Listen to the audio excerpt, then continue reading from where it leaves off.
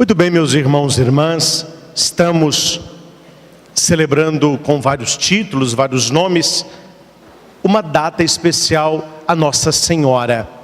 E queremos, na missa de hoje, também uma pregação, mas mais do que isso, um estudo de um dos temas daquilo que se chama de Mariologia. É um estudo de Nossa Senhora, para sabermos o lugar exato de Maria. Você vai ouvir muita coisa, mas você não tem como guardar tudo isso na sua cabeça.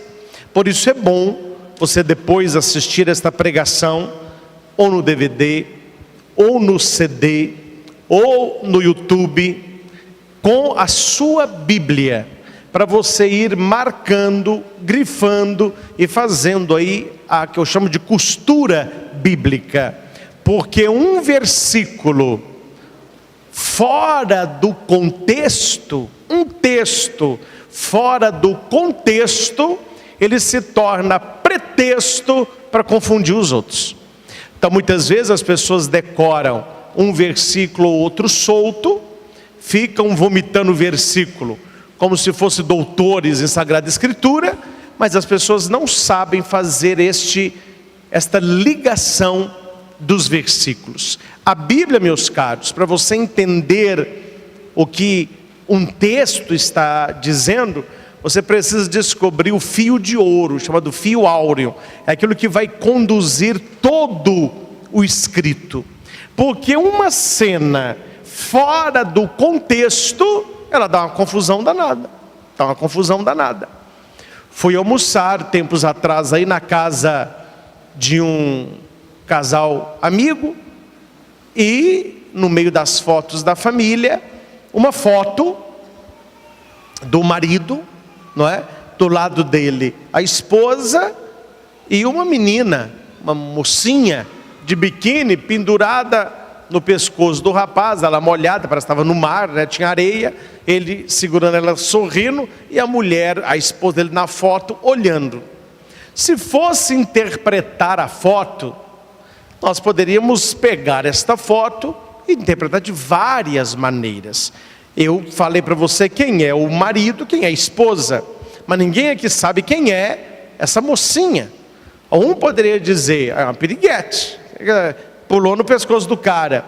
Um poderia dizer, olha, a filha dele, a gente não sabe. Poderia ser a irmã mais nova. Poderia ser a irmã da esposa, que era sobrinha, talvez afilhada dele de alguma coisa.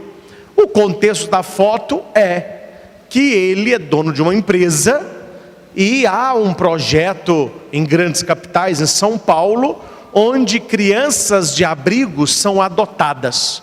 E o cara paga uma mensalidade por mês para que ela possa estudar, e ele garante que ela vai chegar até o 2º grau. Então ali tem alimentação na escola, talvez curso integral, e ela tem todo o material pago por esta pessoa, sem saber quem é. Só que uma amiga dele trabalha na secretaria e conhece quem era o doador para aquela menina. E eles, um dia de feriado na praia, ela conta para a menina que aquele homem com a esposa dele foi o grande benfeitor que a fez estudar da 5ª série ao 3º ano do 2º grau, com todas as despesas pagas. Aquela moça não aguentou de alegria, saiu correndo e pulou no pescoço do cara, agradecendo o que ele tinha feito para a vida dela. E a esposa feliz pensava, todo mundo queria ter um marido assim. Ele é mais apegado às pessoas do que ao dinheiro. Ajudou essa como ajudou a tantos. A foto, depois que eu conto, ela fica mais bonita de se ver. Você olha a foto, que homem espetacular, que homem generoso.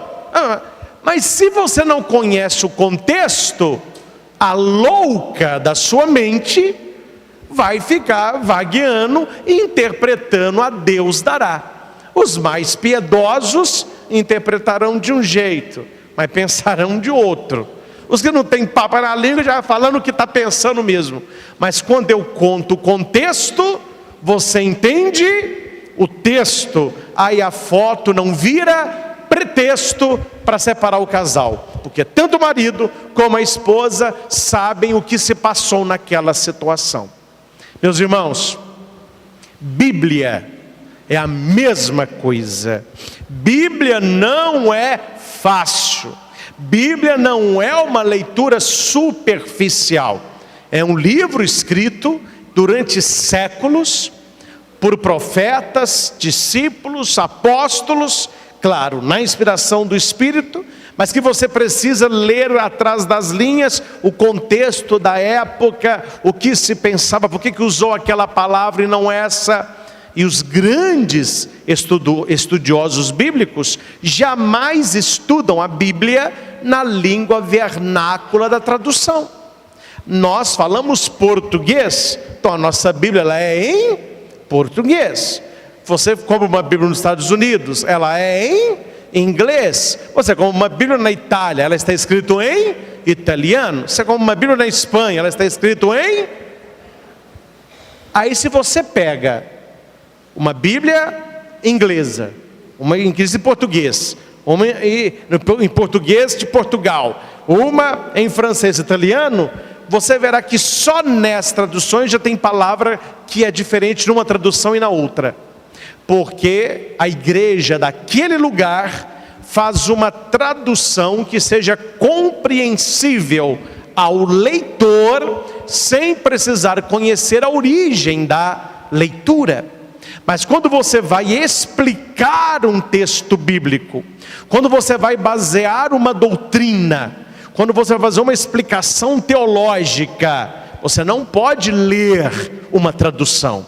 Você tem que ir no original. E a Bíblia foi escrita em grego, hebraico e aramaico. Então você tem que conhecer essas línguas para você interpretar a Bíblia. Porque se você pega só no português e sai interpretando, e nós vai interpretando, no final, um texto fora do contexto, ele é pretexto de confusão.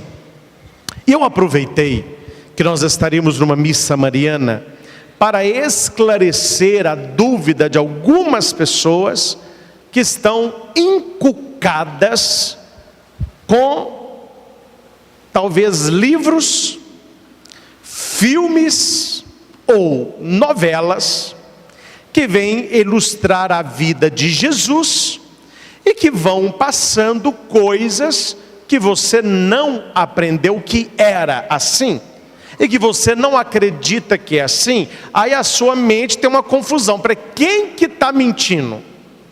É o padre que está mentindo? É a Bíblia que está mentindo? É a novela que está mentindo? Aí a pessoa fica com uma mente toda. Aí vem os que não sabem, igual azeitona e boca de banguelo, perdidinho. Mas não é. Mas se fosse, que problema tinha? É para não ter discussão, porque eles não sabem. Então, como não sabem, é melhor não entrar nessa, porque como eu não sei, então não é. Mas se fosse, não tinha problema. Só que aqui tem uma questão, meus caros. A igreja e a teologia, a exegese e a hermenêutica católica, ela não lida com o fato antes dele acontecer. São todos a posteriori. Então o que a igreja tem não é o que podia ter acontecido, é o que aconteceu. Aí eles vêm com tal pergunta e o católico cai igual banana podre. Quem foi a mãe de Jesus? Aí a pessoa responde: Maria. Mas o que ela tinha de especial? Aí você vai dizer: ela era santa, Deus a escolheu. E se Maria tivesse dito não? Jesus não tinha vindo, não? Aí a pessoa fala assim: não, aí ele tinha achado uma outra mulher. E se a outra mulher falar assim? Aí Jesus tinha vindo. Então Maria não é importante, importante é que Jesus veio. Se ela dissesse não, procurava outra.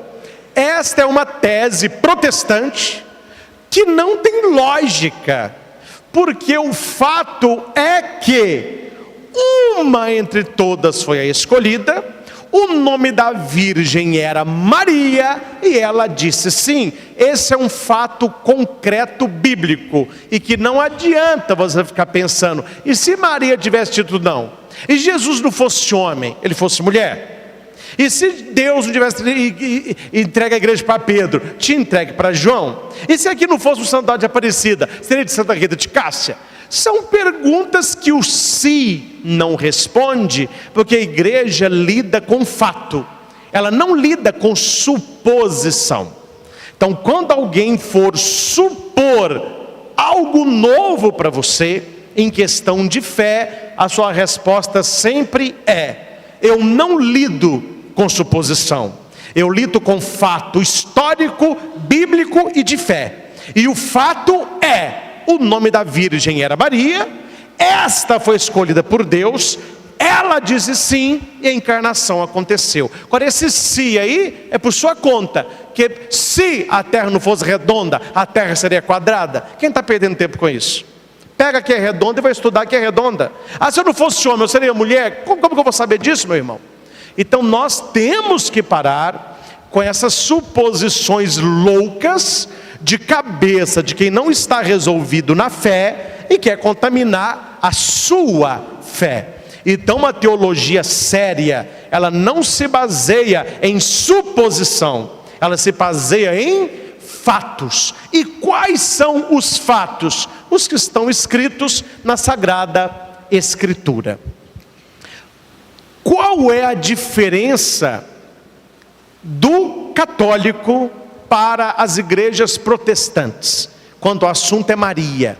A diferença básica é: Maria para a igreja protestante é uma mulher como as outras. Ela não tem nada de especial por ter sido a mãe de Jesus. Ela é especial porque ela foi a mãe de Jesus, mas ela não tem nada que a difere das outras. Qual que é a tese católica? Maria foi preparada no útero de Ana, Santa Ana, para ser a mãe do Salvador. Tanto é que um dogma da Mariologia é a Imaculada Conceição. Ó Maria concebida sem pecado. Já não canta isso? Origem. Quer dizer, nós acreditamos, e a Bíblia me diz isso, que quando Maria nasceu, ela nasceu sem pecado original. Aí quem não entende vai perguntar: mas por que todo mundo nasceu pecador e a bonitona nasceu sem pecado? Não é ela, é pelos méritos daquela que ela geraria. Porque Jesus vai dizer que se conhece o fruto pela árvore. Ou não está na Bíblia isso? Uma árvore má não pode dar fruto bom. Uma árvore boa não pode dar fruto mau. Está na Bíblia ou não está? E nós vamos dizer que Isabel vai dizer que bendita é a mãe e bendito é o fruto dela. Se o fruto é bendito, benedictus é santo. Se o fruto é santo, é porque a árvore santa é. Porque uma árvore pecadora não poderia dar um fruto bendito, que Jesus falou isso. A árvore dá fruto de acordo com o que ela é. Uma árvore pecadora terão filhos pecadores, uma árvore santa terá filhos santos. Por isso que Maria, ela foi preservada do pecado pelos méritos de Jesus Cristo, e ela se tornou especial por isso. Aquilo que Deus tinha para a humanidade toda, Ele concentra nela, para que através dela viesse o verbo, e através dele a salvação voltasse a todos. Se Maria fosse uma mulher qualquer, Jesus seria um homem qualquer. E Jesus fosse um homem qualquer, aquele que morreu na cruz não poderia salvar ninguém, porque quem pecou foi o homem. Então somente o homem tinha que pagar pelo seu pecado, mas o homem não podia remir o homem, tinha que ser Deus. Mas Deus não podia morrer na cruz, porque quem pecou foi o homem. O que Deus faz? Ele une em Jesus a divindade e a humanidade. Por isso que Jesus é verdadeiro Deus e verdadeiro homem, nascido da Virgem Maria. Quando nós falamos Santa Maria, Mãe de Deus, não é Mãe de Deus Pai. Aí é outra, o católico bobo que não estuda não sabe responder. Ele chega e fala: como você fica rezando aí Ave Maria? Essa oração está errada. Por quê? Você reza assim, ó: Santa Maria, Mãe de Deus. Quem que criou o mundo? Foi Deus ou foi Maria? Aí foi Deus. Então como que você fala que Maria é Mãe de Deus? Deus existiu o mundo todo, Maria nasceu depois. Como você fala que Maria é Mãe de Deus? Oh, mas não é que é. Tá danado, hein? Tá difícil. Aí a pessoa não entendeu quem é Jesus. Quem é Jesus? Jesus é Filho de Deus. Ele é o Emanuel. O anjo diz isso. Emanuel significa Ele é Deus. Só que não é o Deus em si, é o Deus conosco. E Maria é mãe de Jesus. Então ela é mãe porque Jesus é Deus. Não é de Deus Pai, não. É mãe de Deus Filho. Aí a pessoa: não, mas isso eu não aceito. Então isso é um herege, porque o adocionismo é uma heresia, onde Maria gera o homem Jesus. Aí Deus depois o adota como filho. Aí Jesus não é Deus, ele é um adotado. Aí ele não pode salvar ninguém também. É uma heresia que destrói a salvação. Então Maria é mãe do Senhor, e Ele a escolheu para isso. Não fui eu que escolhi Nossa Senhora, não foi você que escolheu Maria, foi Deus Pai. E porque Ele escolheu, tem 3 manifestações grandes na Bíblia. Primeiro, o arcanjo Gabriel a saúda: bendita és tu entre as mulheres. Tu encontraste graça junto de Deus. Isabel vai completar: de onde que me vem a honra que a mãe do meu Senhor, mãe do meu Senhor, Mater Dominus. Maria diz: eis aqui a serva do Senhor. Senhor aí é Deus, eis aqui a serva de Deus. Isabel vai dizer: de onde que a mãe do meu Deus vem me visitar? Está na Bíblia, Isabel disse. Só que a tradução: mãe do meu Senhor, Mater Dei, mãe de Deus.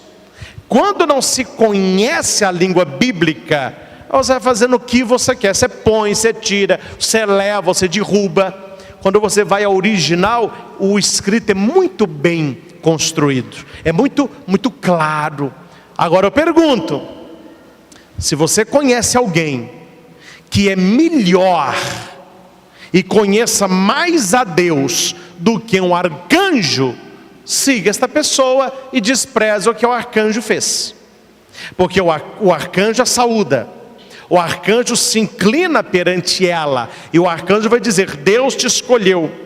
Se um arcanjo descido do céu, da presença de Deus, saúda Maria, você não vem com essa tentando me convencer que Maria é uma mulher qualquer, a não ser que lá no seu quarto tem um arcanjo te saudando também. Note que a coisa é séria, não é um anjinho, é um Gabriel, e ele vem saudar a mulher. Quando Maria entra na casa de Isabel, o que a leitura diz?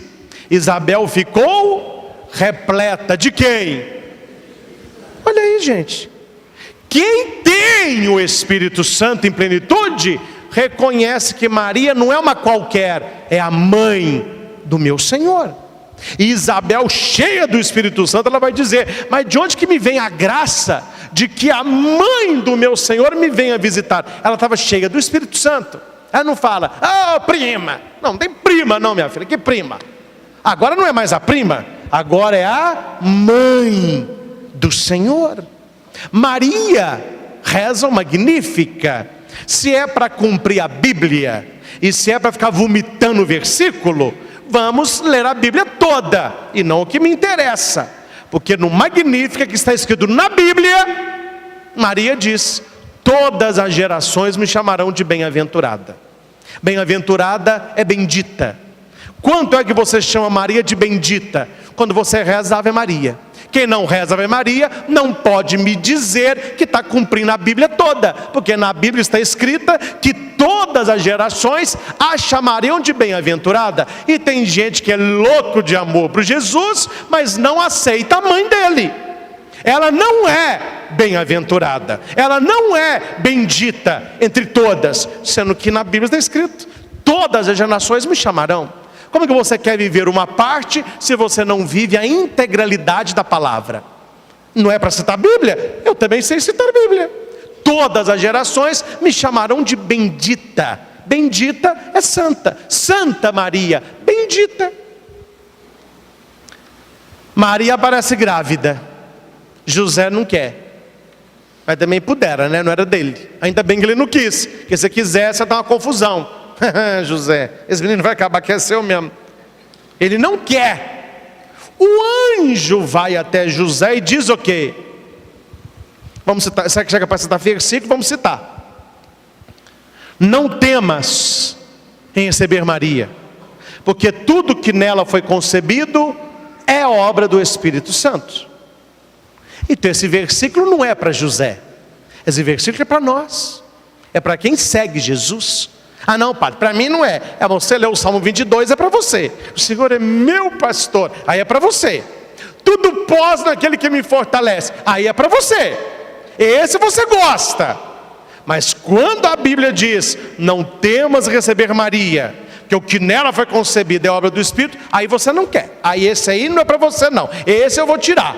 Eu vou pegar só os que eu gosto. Esse o neném não quer. Gente, para falar de Maria, tem que me provar que é melhor do que São Gabriel, que é melhor do que a Isabel cheia do Espírito Santo, e que é melhor de José, que assumiu por ordem de Deus. Se você consegue provar que é melhor do que esses três, tem mais um de lambuja: João, o discípulo mais jovem. Filho, eis tua mãe. Mãe, eis o teu filho. O que a leitura diz? E a partir daquele momento, o discípulo, está escrito discípulo, a levou para a sua casa. Qual é a interpretação do versículo? Quem é discípulo de Jesus, leva a mãe dele para casa.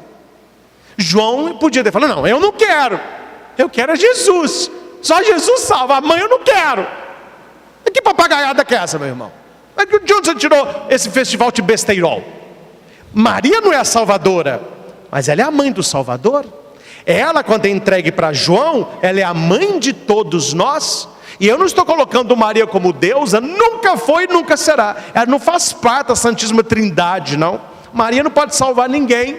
O Salvador é Jesus. Mas Jesus não nasceu de um ovo. Para quem não sabe, eu estou contando para você que Jesus não nasceu do ovo. O Jesus que nós acreditamos tem uma mãe. E o nome da mãe é Maria. E se você não sabe Bíblia, no Evangelho de João, não se diz João, se diz o quê? Como que João fala dele? Ele não fala eu, ele fala o quê? O discípulo amado. E quando você vai estudar a teologia de João, o discípulo amado é a igreja. João ali simboliza a igreja, por isso que ele não fala eu, ele escreve discípulo amado. Então quando Jesus entrega a mãe dele para o discípulo amado, ele está entregando a mãe dele para quem? Para toda a igreja. Então o discípulo, a igreja, a recebe como mãe. Os textos são muito claros, não há uma confusão aí. Eu não posso ler tudo, porque nós não temos a noite toda, mas como que eu sei que muitos aqui têm curiosidade do tema, eu vou citar todos os textos. Aí você que está assistindo essa pregação aí do YouTube, ou me ouvindo de um CD, ou assistindo esse DVD, vá anotando os textos, e vá na sua Bíblia, tudo está lá. Só que não vamos citar um versículo só, vamos fazer a costura, para você entender que um versículo está ligado ao outro. Primeiro ensinamento que eu penso que para nós é muito claro: Jesus não é filho de José. Isso aqui todo mundo já sabe disso. Os textos são muito claros, não é? Na genealogia, Mateus 1:1-17, vai terminar, ele vem assim: fulano gerou ciclano, ciclano gerou beltrano, beltrano gerou, aí vai só no gerou, gerou. Aí termina como? Jacó gerou José, esposo de Maria, da qual nasceu Jesus. Por que não põe que José gerou Jesus? Porque José não é o pai de Jesus. Aí coloca Maria, porque ele nasceu dela. Não é mencionado essa geração. Mateus 1, 18 a 20, Mateus 1, 18 a 20, José não quer assumir Maria, porque o filho não é dele. Aí vem a pergunta de gente católica que vem assistindo novela protestante. A pergunta é: Maria teve outros filhos? Não assisto, mas me contaram que quando Maria foi visitar Isabel, tinha uns menininhos com ela, já eram filhos dela. Só que a pessoa que fez esqueceu que quando o anjo fala com Maria que ela vai ter um filho, Maria vai dizer para o anjo: mas como que eu vou ter filho? Eu não conheço homem. Conhecer ao verbo aí, o que pega. Aqui, o conhecer como é? Quero te apresentar meu amigo, a prazer, aonde eu conheci fulano. Na Bíblia conhecer não é isso não. Conhecer é ter intimidade. Quando Maria diz que ela não conhece homem, é que ela nunca teve relação sexual, ela é virgem. Como que eu vou ter filho? Eu nunca dormi com homem, eu não conheço homem. O anjo fala: não é homem, o Espírito Santo virá sobre ti. Então de onde que vem com essa papagaiada de Nossa Senhora, aquela creche atrás dela? Pelo amor de Deus, isso aí é para rir, né? Isso aí é uma piada. Isso aí, por favor. Aí a pessoa está brincando, não é possível. Não está nem lendo o ABC da Bíblia. O ABC da Bíblia. Preste atenção, meus irmãos. Vamos agora dar uma elevadinha no nível, você pega com tranquilidade. Vá no hebraico e no aramaico e encontre na Bíblia. Eu como a Bíblia. De quem for, católica ou de protestante.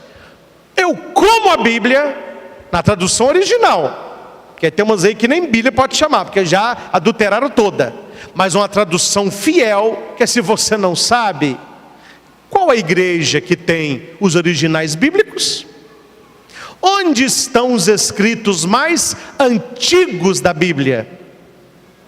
Estão no Museu Britânico, na Arquidiocese, e estão no Museu do Vaticano. Nós temos os originais da Bíblia.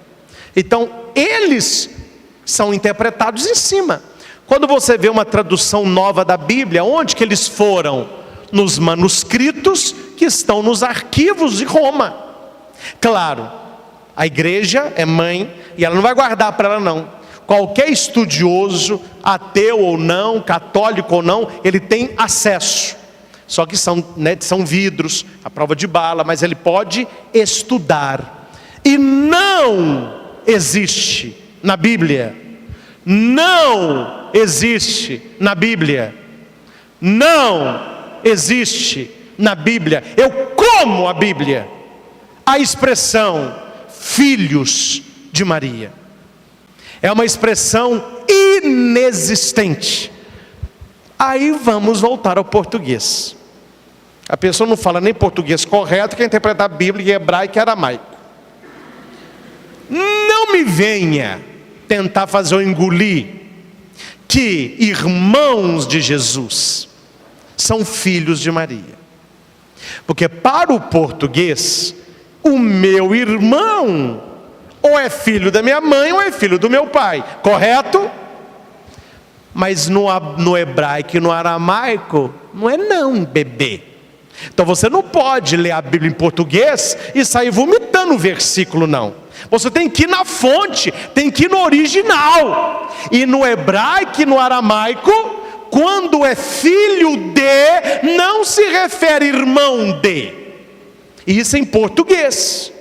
No aramaico, nada mais especial do que a descendência.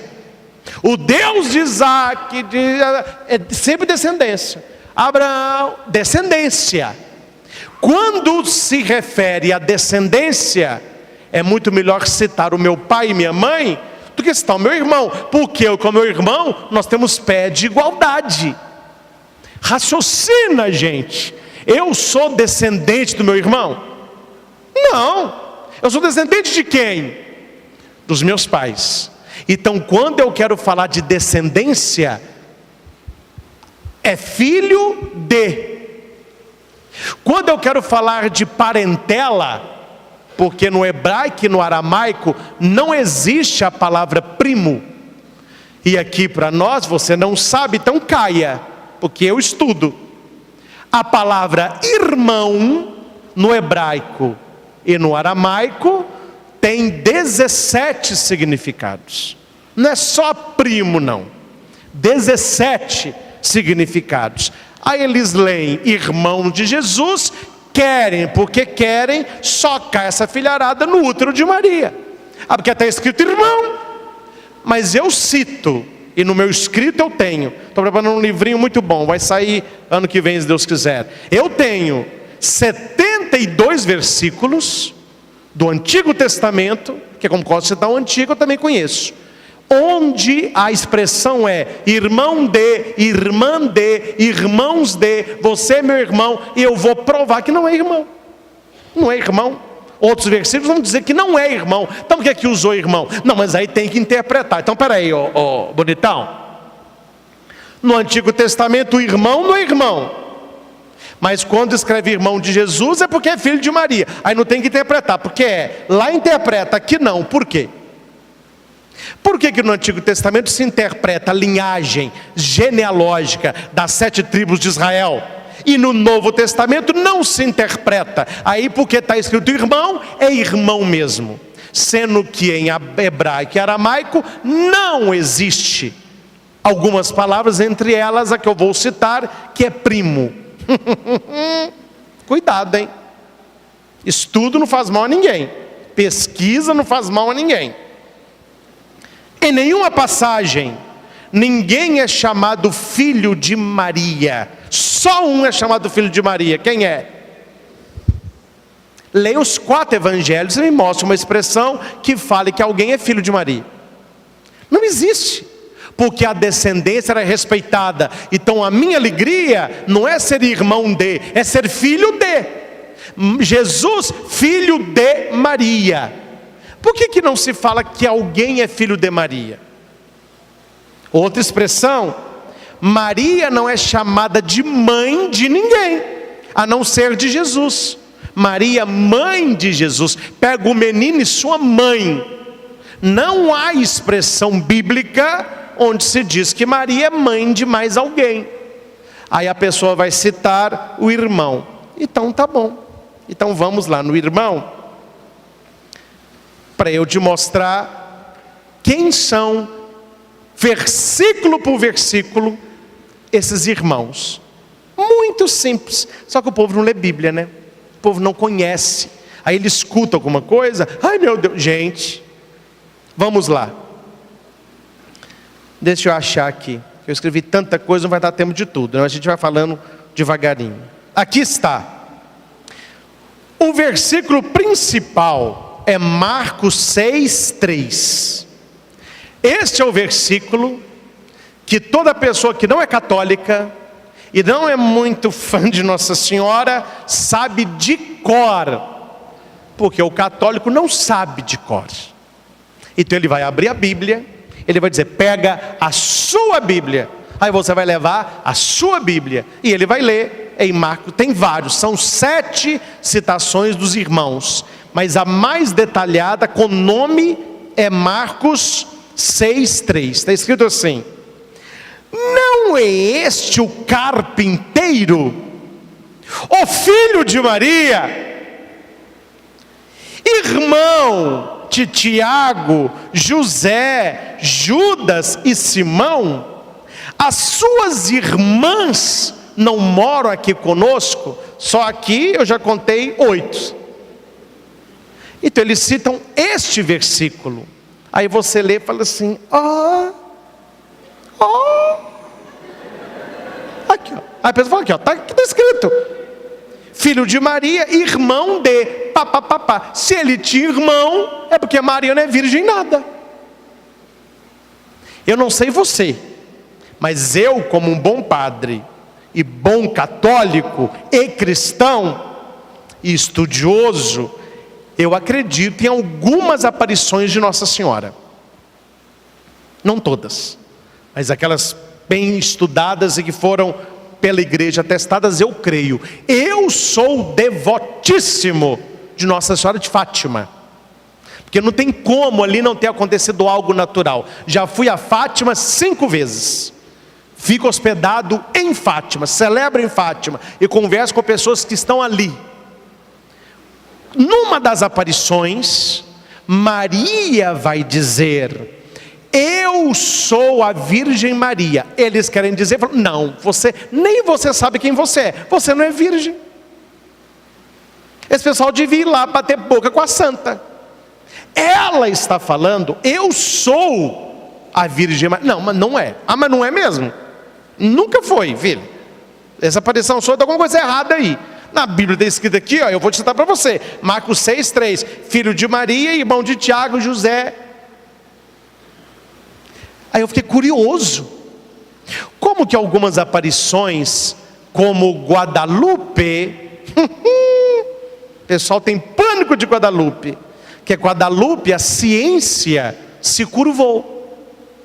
Então não precisa ter fé para acreditar em Guadalupe. Guadalupe é um milagre cientificamente inexplicável. Se quiser, eu preparo uma boa pregação de Guadalupe. Não tem o que falar. A tecnologia que nós temos hoje não consegue fazer nos olhos da Virgem de Guadalupe o que ela viu como se fosse uma foto quando o Juan Diego soltou o manto. A pintura não está no manto, é uma tilma. É um pano que se deteriora no máximo em 15 anos, tem séculos. Jogaram ácido, explodiram a catedral, jogaram fogo, o manto não tem uma rasura. Crucifixos se torceram, vidros blindados de 4 quarteirões da catedral estilhaçaram os vidros, o manto ficou suspenso. A ciência se curva, falou, olha, não tem explicação. Para ele se diz, não tem explicação. Para nós, qual é o nome? Milagre. Isso é um milagre. Padre Quevedo, não concordo com tudo que diz, mas é um estudioso e tem que ser respeitado. Padre Quevedo diz, o milagre de Guadalupe, ele não precisa ter fé. Ele é para o crente e para o ateu. Ou seja, a ciência falou, olha gente, não tem explicação. Algo tem nesse manto que não é humano. E ela, Nossa Senhora de Guadalupe, disse para Juan Diego, eu sou a Virgem Santa, Mãe de Deus encarnado. Eu sou a Virgem Santa, Mãe de Deus encarnado. Quer dizer, Mãe de Jesus. Mas por que ela falou tão difícil assim?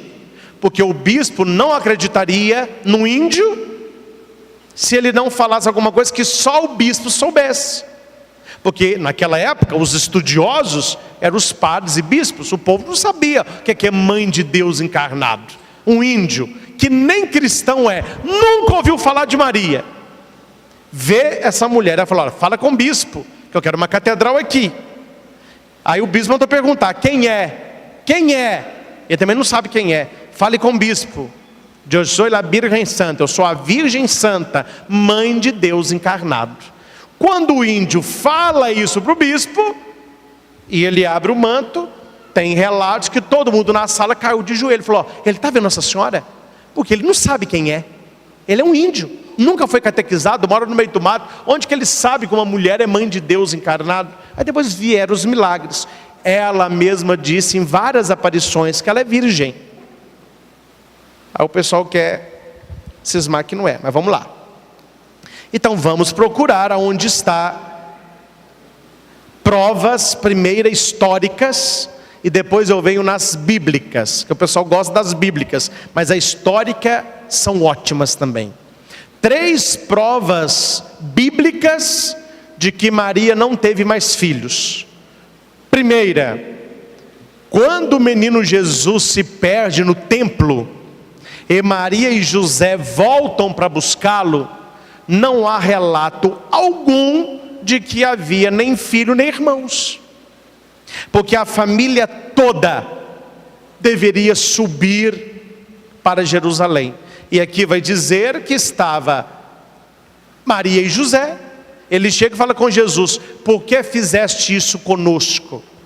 Jesus volta com eles, e a Bíblia vai dizer, eles voltaram para Galiléia, e Jesus era-lhes obediente em tudo. Como que uma família toda que vai para essa festa, não se tem relato de irmãos? Estranho. Deveria pelo menos mencionar. Oh, mas isso não prova. Então vamos a outro: bodas de Caná. Então a família era fã só de Maria, era inimiga do resto da família, porque convidou quem? Convidou Maria, Jesus e os discípulos. Não se fala aqui de família. Olha, padre São José já tinha morrido. José, ninguém sabe a data certa, mas ele faleceu depois da perda do menino Jesus no templo e antes do batismo de Jesus. Nesse espaço aí de mais ou menos 20, 17 anos, José faleceu. E na história vai dizer que Maria ficou só com Jesus. Então Maria foi morar aonde? Na casa de Cleofas, que era irmão de José, e que esses nomes aí são filhos da esposa dele, por isso são primos de Jesus. Mas eu vou mostrar isso na Bíblia daqui a pouquinho. Bodas de Caná não faz referência de uma irmã de Jesus, chamou só Maria e Jesus. Mas tem uma prova mais bíblica e histórica. Presta atenção. Quando o marido falecia, gente, para o judeu lei é lei, não é igual nós aqui não. Lá eles cumprem, porque é de Deus, é a lei mosaica. Quando o marido morria, quem cuidava da viúva? Se ele não tivesse outro irmão para desposá-la, porque ela já tinha filho, então quem cuidava dela é o filho mais velho. Se o filho mais velho morresse, quem assumia a mãe? Os filhos mais jovens, até chegar no caçula.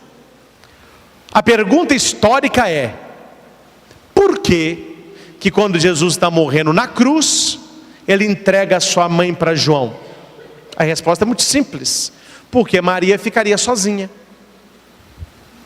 ela não tinha com quem ficar. E a Inês está aqui, e nós estivemos lá.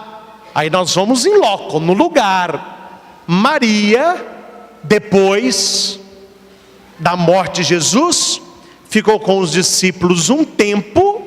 Depois ela foi com João, construiu uma casinha no alto de um monte, João lá embaixo. Nem com ela João morava, João cuidava de levar algum alimento. E nós visitamos a casinha de Nossa Senhora.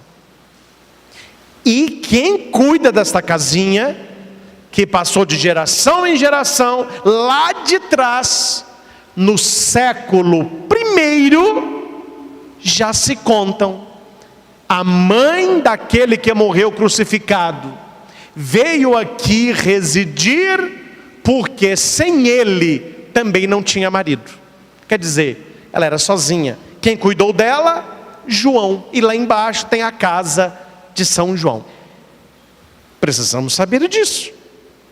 Precisamos, quem puder, visitar o lugar, conversar com os ortodoxos, com os judeus, com as pessoas que sabem a tradição, mas não, talvez nem acreditam na Bíblia, mas sabem da história, sabem do fato histórico, né? Agora, algo que você tem que anotar: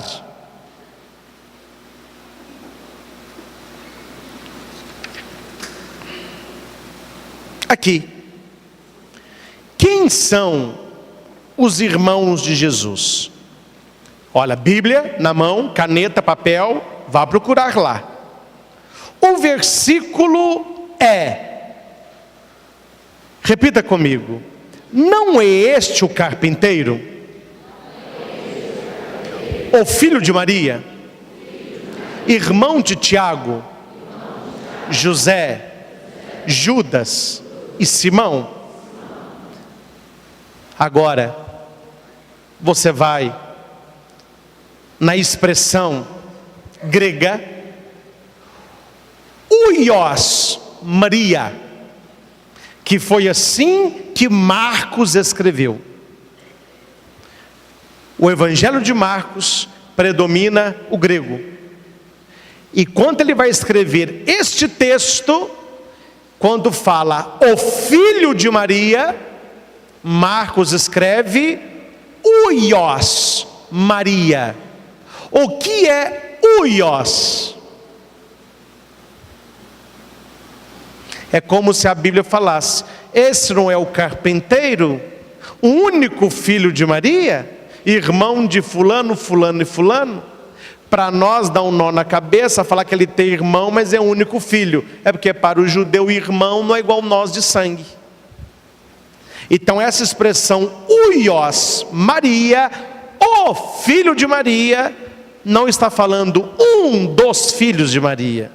Esse não é o carpinteiro, o filho dela, não é um dos filhos dela, é o. Quando se fala o é porque eu sei quem é.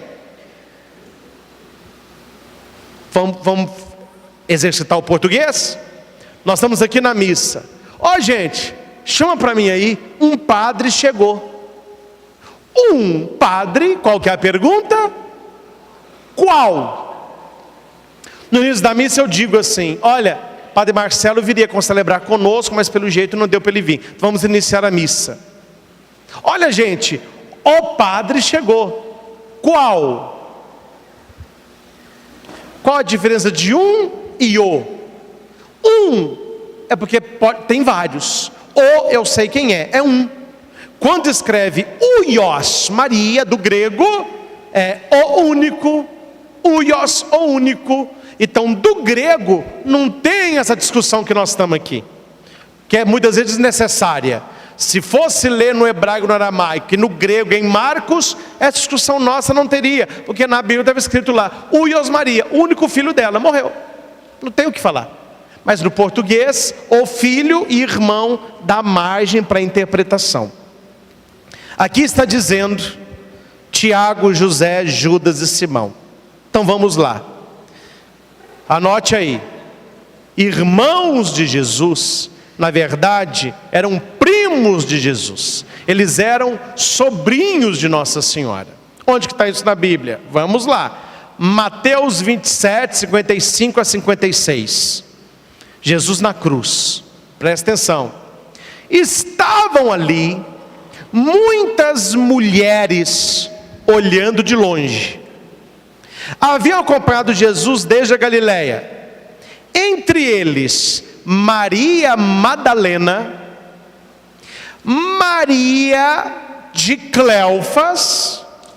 Essa é Maria de Cleofas. Esse Cleofas é irmão de São José. Onde que está isso na Bíblia? Vamos lá, anote aí onde que está o irmão de São José. Eu estou cortando aqui que não vai dar tempo de falar tudo, mas deixa eu achar aqui. Lucas 3, 23. Anote aí. Lucas 3, 23. São os filhos de Eli, José e Clopas, que é o Alfeu. Lucas 3, 23. Esta Maria de Cleofas é a que casou com o irmão de José. Esse Cleofas, em Lucas 3, 23, é o irmão de José. José é o pai adotivo de Jesus. Cleofas é o irmão dele. Eles são filhos de Eli. Está Lucas 3, 23. Aí você vai entender isso lá. Voltando aqui. Maria, esposa de Cleofas, casou, essa mulher casou com o irmão de José. Presta atenção, gente. Isso aqui é o núcleo da minha fala. Olha para cá. Só abre o ouvido aí. Marcos 6, 3 diz assim: não é esse o carpinteiro, ou filho de Maria, irmão de Tiago, José, Judas, etc. Olha o que diz Mateus 27. Quem é essa Maria de Cleofas? Está escrito: Maria de Cleofas, mãe de Tiago e José, a mãe dos filhos de Zebedeu. Só aqui eu já pego Tiago e José, que está falando em Marcos 6, que é irmão de Jesus. Aqui fala quem é a mãe deles. É a Maria de Cleofas, que Cleofas é irmão de José, eles são primos de Jesus. Por que citam Marcos 6:3 e não citam Mateus 27:55? Por que só vai citar um versículo fora do contexto? Por que não citam que no outro versículo está falando que eles são filhos? Aí aqui não é irmão, aqui é filho. Então filho é descendente, mãe é linha direta. Só fala na Bíblia mãe de Jesus, Maria. Aqui está falando que Tiago e José, a mãe deles é a mãe dos filhos de Zebedeu, que é Maria. Essa mulher casou com o irmão de José.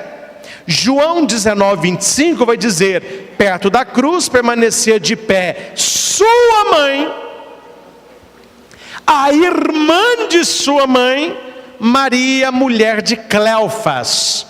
Irmã de sua mãe. A mulher de Cleofas não é irmã de Nossa Senhora. Ela é esposa de Cleofas, que é irmão de José. Por que chama Maria de irmã? Porque no hebraico e aramaico, a parentada próxima, todo mundo é irmão. Não tinha essa nossa. Ah, genro, é fulano, primo, irmã. Então 2 versículos, um já tira o irmão, porque a mulher, essa Maria de Cleofas, nunca foi irmã de Nossa Senhora. Mas essa Maria de Cleofas, ela é casada com Cleofas, o Alfeu, que é irmão de São José. Então aí, quem são então esse Tiago, José e os outros todos? São filhos do irmão de São José, de Cleopas, ou Cleofas, ou Alfeu. A Bíblia tem nomes diversos, conforme tem vários textos aí, várias mudanças de nome. Aqui, ó. Depois você leia, não vai dar tempo de eu falar tudo aqui não. Moisés era chamado Raguel, Êxodo 2. Depois ele é chamado de Jetro, é a mesma pessoa, que na Bíblia tem 2 nomes, 3. Gedeão, depois é chamado de Jerobaal, é a mesma pessoa. Juízes 6:32. Josias é chamado de Azarias, é a mesma pessoa. Mateus é chamado de Levi, em Mateus 9:9. Então uma pessoa tinha vários nomes, por isso que fala mulher de Cleofas ou mulher de Alfeu. Mas os nomes dos filhos são os mesmos, quer dizer que o marido era também o mesmo. Então isso aqui eu já falei, aqui já foi. Os filhos de Eli, falei José, pai adotivo, né? Isso aqui é interessante, ó. José, pai adotivo de Jesus, casou com Maria, mãe de Jesus. Ok? Clopas, o irmão dele, que está em Lucas 3:23, casou-se com uma mulher chamada Maria. Mas não é Maria, mãe de Jesus, é Maria de Cleofas, ou Clopas. Dessa união nasceram o Tiago menor, José, o Judas, que não é o Iscariotes, e Simão, que não é o Pedro. É o Simão que chama de irmão do Senhor. Um outro texto que eu quero finalizar, acho muito importante, é o Gálatas 1:18 e 19. Que eles vão citar esse para falar que Maria teve pelo menos mais um filho. O texto é: 3 anos depois, subi a Jerusalém para conhecer Cefas, que é Pedro, e fiquei com ele 15 dias. E dos outros apóstolos não via nenhum, senão a Tiago, irmão do Senhor. Vamos repetir? Senão a... Eles vão te mostrar esse texto, olha aí, ó. Então Jesus tem pelo menos mais um irmão, porque lá em Gálatas fala que Tiago era irmão do Senhor. Esse Tiago, ele era apóstolo, sim ou não? Sim, gente. Sim ou não? Sim. Opa, aprenderam. Então Tiago é apóstolo. Então o que eu fiz? Eu fui na lista dos apóstolos. Aí a lista diz assim: Mateus 10, 2, 4. Eis o nome dos 12 apóstolos: Simão, chamado Pedro, depois André, seu irmão, Tiago, filho de Zebedeu. Então o Tiago maior e o menor. Então esse aqui já não é. Então tira um Tiago, um já é filho de Zebedeu. A lista continua. E João, seu irmão, Filipe e Bartolomeu, Tomé e Mateus, o publicano, Tiago, filho de Alfeu, Tadeu, Simão, cananeu e Judas, que traiu. Me respondam, eu quero que alguém me explique isso aqui.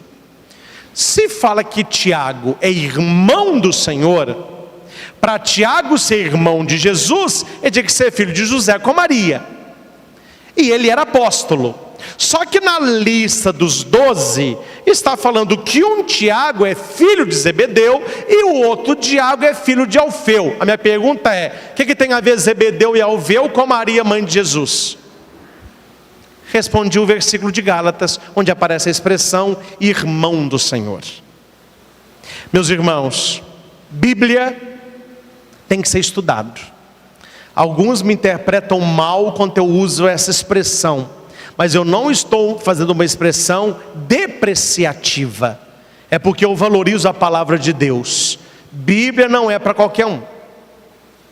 Por isso que missa, você tem que ficar atento no que está sendo explicado, atento no que está sendo lido. Todas as Bíblias católicas e boas Bíblias católicas tem tudo isso que eu disse escrito lá. Bíblia do peregrino, Bíblia Tebe, Bíblia de Jerusalém, Bíblia peregrino, Bíblia da CNBB, todas com notas grandes. Eu não trouxe a minha Bíblia porque é um tijolo, mas tem página que um dedo é a Bíblia, o restante da página todo é explicando aquele versículo. E não é o tal do eu acho, não. Porque achar, você pode achar o que você quiser, é um direito seu e nós respeitamos. Agora, para convencer os outros e para afirmar a fé dos outros, aí você tem que ter um mínimo de conhecimento de grego, hebraico, aramaico, contexto da Palestina naquela época e os textos como foram escritos e por que foram escritos. Guarda essa frase. Um texto fora de contexto, ele vira pretexto. Meus irmãos, a igreja que nós fazemos parte, durante 2000 anos, ela sempre acreditou e defendeu que Jesus é o único Filho de Nossa Senhora. Tem gente que não gosta, mas rebolem, não posso fazer nada. Se quiser, depois eu até divulgo, não está aqui nas minhas anotações, mas Lutero, que foi o que dividiu a igreja e começou com ele o protestantismo, os escritos originais de Lutero falavam sobre a devoção a Nossa Senhora e falavam sobre que Maria teve um só filho e que ela foi virgem antes, durante e depois do parto. Mas com essa divisão que foi acontecendo, e dividiu, hoje tem as protestantes tradicionais, são aquelas antigas, tem séculos, 1500, 1600, que tem um relacionamento estreito com a igreja católica. A teologia, sentam, estudam, cada um com um ponto de vista diferente, mas muita coisa, né? Nós não estamos falando dessas divisões que hoje tem, que fechou um bar, daqui a pouco é uma igreja. Não é essas não. Aí cada um prega uma coisa, é um pouco, nem entre eles tem uma coerência doutrinal. Quando eu me refiro às igrejas protestantes antigas, eu estou me referindo àquelas igrejas que vieram lá da origem do protestantismo. A igreja presbiteriana, a igreja luterana, a igreja anglicana, são os protestantes antigos. Depois foi dividindo, eles fugiram da Europa, foram para os Estados Unidos, aí dividiu mais ainda, aí de lá pularam para cá e que o negócio perdeu o controle. Mas se você pega os escritos, se quiser depois eu até falo onde está, porque eu anotei, mas parece que a minha folha, parece que no computador ela era maior do que a folha, a minha A4 ficou aqui embaixo, ó. Tem livros, você pode comprar o livro de Martinho Lutero, onde tem as cartas que ele escrevia, quando ele separou de Roma, e nas cartas está escrito, a devoção a Nossa Senhora, ele fala Nossa Senhora, Maria foi virgem, Maria teve só Jesus. Então não vamos dizer que essa crença, que Maria descartada, que Maria teve outros filhos, vem da origem do protestantismo, que não vem, porque eles também tinham esta crença, mas depois foi sendo deturpada com divisões e divisões. O importante, meus irmãos, que eu fiz questão de tirar essa noite para esse estudo, que não é próprio de uma missa da família, porque isso aqui é como se fosse uma aula de teologia. Se tivesse uma sala, foi uma aula. Só que vocês não têm caderno, não têm a Bíblia para ir fazendo os textos, né? Mas eu acho importante, porque infelizmente, meus irmãos, infelizmente, isso eu falo com muita tristeza no coração, muitos católicos não leem a Bíblia, muitos não estudam, muitos não sabem, eles não são maus não, no sentido positivo da palavra, se é que tem positivo, eles são ignorantes. O que é ignorante? Ignora, eles não sabem. Como eles não sabem, aí eles assistem uma novela, aí como eles não sabem, eles acham que ali, né, é preciso ver a fonte, a origem. Não temos nada contra, mas é claro que um canal que é evangélico, que é protestante, ele não vai defender os nossos valores, ele não vai salvar os nossos santos, eles não vão jogar pedra de rosa no Santo Padre, o Papa Francisco. Isso é normal. O problema é quando o católico começa a acreditar naquilo que não é do catolicismo. Aí você fica um católico com semente de protestante, de evangélico na sua cabeça. Eu já disse aqui inúmeras vezes, cada um acredita no que quer. Você é livre para crer no que você quer. Mas se você decidiu, não, eu sou católico, eu acredito na doutrina católica, então você tem que ser como Pedro, estar pronto a dar as razões da sua fé a quem pedir. Dificilmente alguém vem até mim me questionar de Maria. Dificilmente, não vieram me perguntar, mas eles vão a você. Por quê? Porque você é de missa, sabe da sua religião. Claro que você não vai saber tudo isso de cor, claro que você não precisa falar hebraico, grego, julgar, mas o mínimo você precisa saber. Para saber não discutir e não provar você está certo ou errado, mas mostrar por que você crê naquilo que você crê. Uma coisa eu lhes garanto, meus irmãos, independente de ser padre, se eu não fosse padre, eu não me convenço facilmente das coisas. Eu sou estudioso, até hoje eu sou estudioso, leio e aprofundo. Quando eu pego uma coisa, eu pego para valer. Peguei agora, a Inês me acompanha muito, Master Coach, estou aprofundando em neurociência, neuroplasticidade, cérebro, mente, porque eu gosto, e eu estudo. Então quando eu fui para estudar, para ser padre, eu estudei, e eu procurei razões a mais, porque eles me passavam, eu lia, mas eu ia na biblioteca procurar mais. Então você não pense que a igreja é moleque para ficar durante 2000 anos ensinando uma coisa que ela não tem certeza da sua verdade. A igreja tem certeza, e eu te dou a minha palavra, eu tenho certeza do que aqui eu expliquei para você, absoluta. A igreja cometeu erros históricos, mas ela nunca errou na sua doutrina.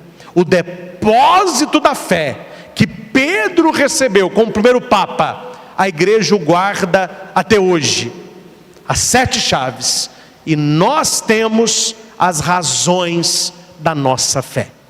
Procure aprofundar mais neste tema, procure leituras profundas de teólogos cristãos católicos. Raniero Cantalamessa, o padre que deu aula de Mariologia quando eu era seminarista, Afonso Murad.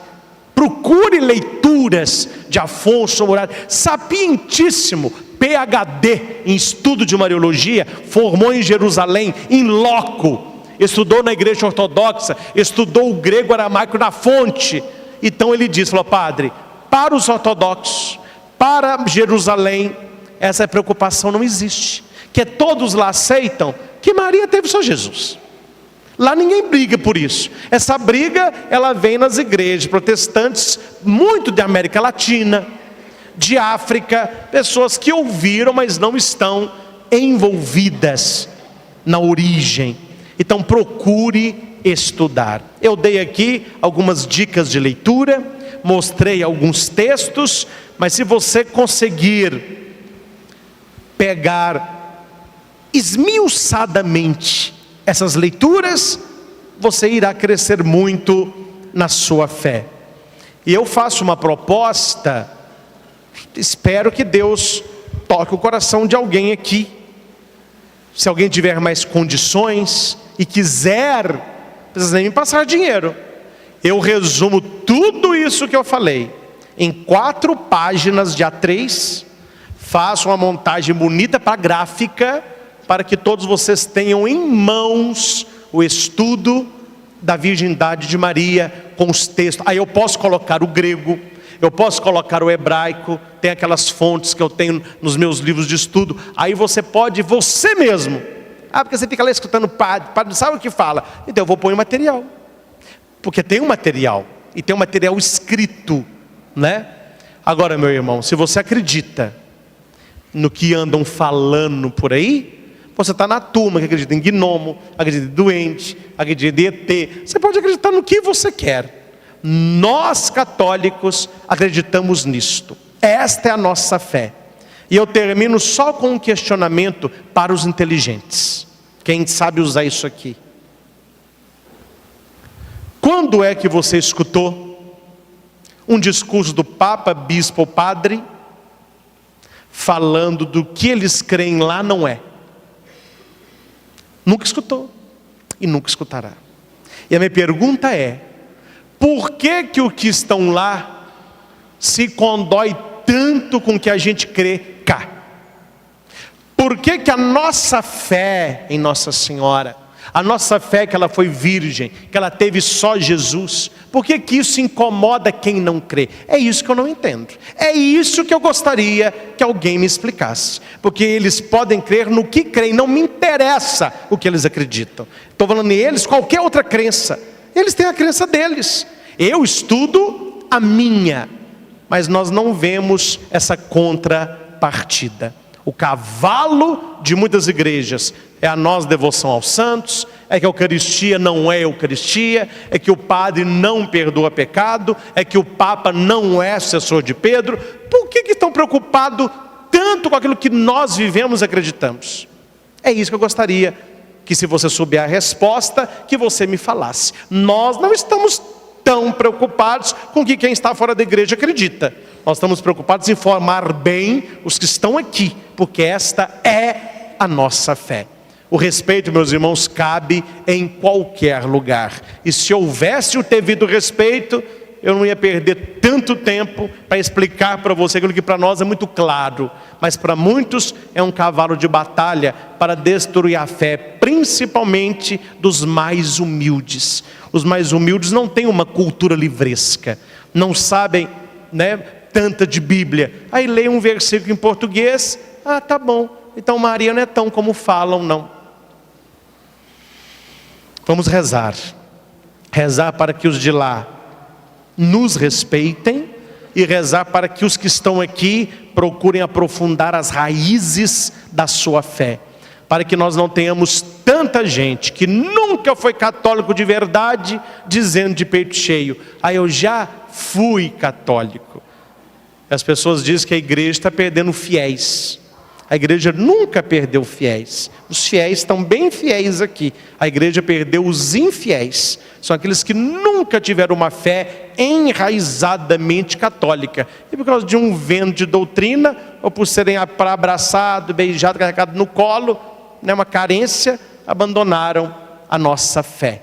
Que você seja um defensor da sua igreja, o defensor da sua doutrina. O que depender de mim, estou pronto a estudar e a passar para vocês muita coisa. Eu penso que não seria o local apropriado uma missa. Seria muito bom aquilo que eu sempre tive na cabeça, de fazer uma semana de estudo teológico. Quem sabe no ano que vem a gente não faça uma semana de estudo teológico, das 7 às 10 da noite, segunda a sexta, não é?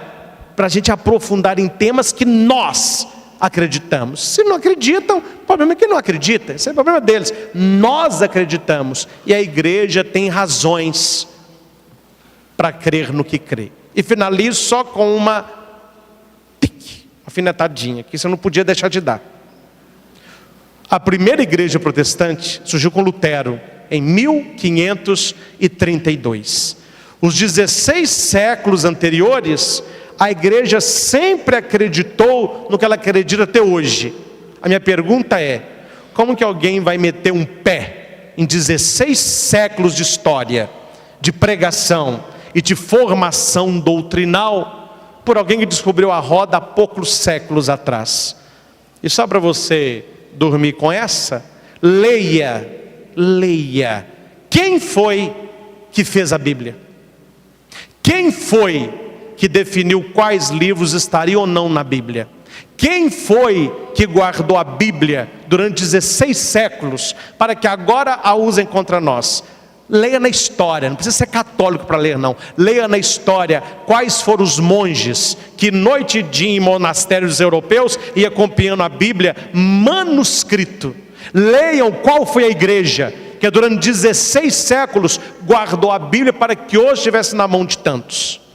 Cuidado, meus irmãos, para não trocarmos alhos por bugalhos. Se alguém pode arrotar superioridade, somos nós.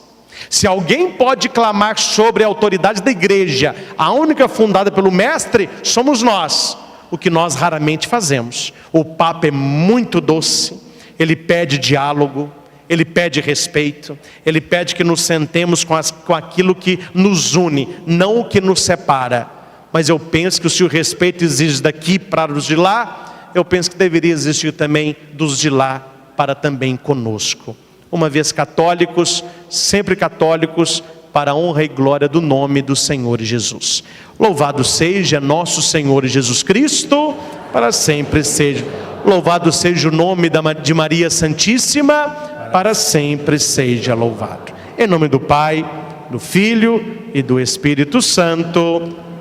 E fala para quem está do seu lado: quem não é católico praticante é um futuro protestante.